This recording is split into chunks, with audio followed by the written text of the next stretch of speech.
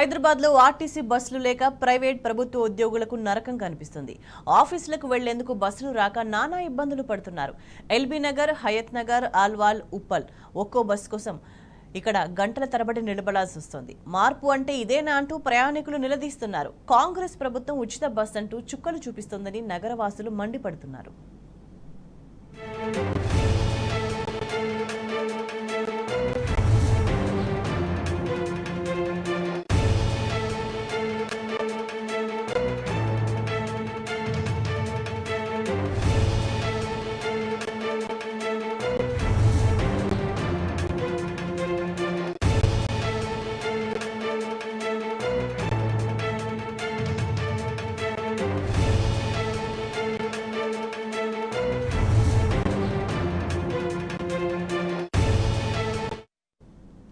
హైదరాబాద్ లో ఆర్టీసీ బస్సులు లేక ప్రైవేట్ ప్రభుత్వ ఉద్యోగులకు నరకం కనిపిస్తోంది.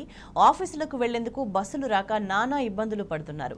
ఎల్బీ నగర్, హయత్ నగర్, ఆల్వాల్, ఉప్పల్లో ఒక్కో బస్సు కోసం గంటల తరబడి నిలబడాల్సి వస్తుంది.